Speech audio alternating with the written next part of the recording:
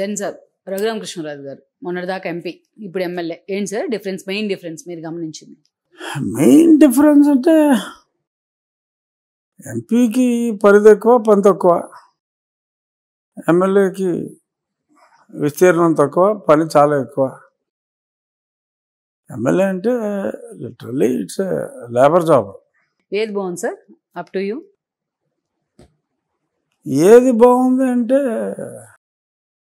Adjust అయిపోయాం. నేను చాలా అయిష్టంగా ఎమ్మెల్యేకి వచ్చా, అవును, చాలా అయిష్టంగా.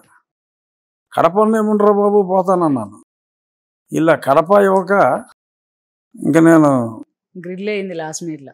తప్పనిసరి పరిస్థితుల్లో ఏదో పాండవులు అర్ధరాజ్యం కాకపోతే 5 ఊర్లన్నీ ఇవ్వండిరా అన్నట్టు రాయబారం చేశారు. రాయబారం ఏం చేయలే. నాకు పెద్ద రాయబారాలు కాలబేరాలు అలవాటు. అంటే మీ తరపున రాయబారం చేసిన వాళ్ళు ప్రజలే రాయబారం చేశారులేండి. నాకు ప్రజలు, యా, నేనేం చేయలే. నాకు ఎలర్జీ రాయబారాలు కాలబేరాలు ఎలాంటివి ఉంటే ఆ జగన్తోనే అడ్జస్ట్ అయ్యేవాడిని. అవతల పోరా నేను ఎందుకంటాను. అవును. నా యాటిట్యూడ్ ఎప్పుడైనా సరాగడితే పోరా అనే యాటిట్యూడే తప్ప బాబు అనే యాటిట్యూడ్ లేదు నాకు. సో అంటే ఒకటి సార్, ఎంపీగా నేషనల్ స్థాయిలో ఎక్స్పోజరు, ఇప్పుడు ఎమ్మెల్యేగా మీ కాన్స్టిట్యున్సీకే పరిమితం అవుతున్న పరిస్థితులు. What make the difference? అంటే మరి అడ్జస్ట్ అయ్యాం.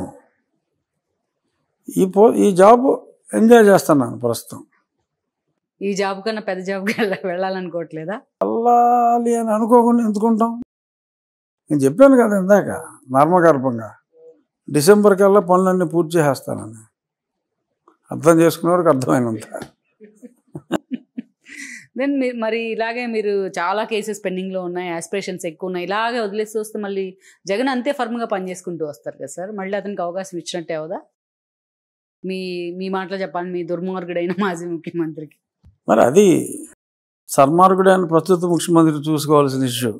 దుర్మార్గుడు అండ్ మీ ముఖ్యమంత్రి, మీరు కూడా part and part of that. అదే అందరు ముఖ్యమంత్రిగా.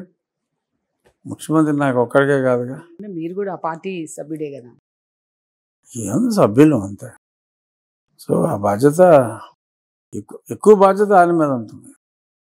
మా మీద మేము బాధ్యత తీసుకోవాల్సిన అవసరం కూడా లేదు. ఆల్రెడీ తీసుకుంటున్నట్టున్నారు సార్ మీరు. అప్పుడు అతను లేపాలనుకున్నాం, లేపాము. కాదు సార్, మీరు మొన్నటి వరకు రచ్చబండ, ఇప్పుడు కంటిన్యూ కూడా చేస్తున్నారుగా. ఇంకా ఇష్యూస్ నెంబర్ ఆఫ్ ఇష్యూస్ వస్తూ ఉన్నాయి, మాట్లాడుతూనే వస్తున్నారు కదా రోజు. ఎక్కడ ఫుల్ స్టాప్ పెట్టలేదు మీ వాళ్ళు. రచ్చబండలాగా మాట్లాడతారు. అది చాలా వైలెంట్. అది ఇదేదో జనరల్గా నేను చేస్తాను పనులు 4 ఏదన్నా చిన్న చిన్న ఇష్యూలు తప్ప.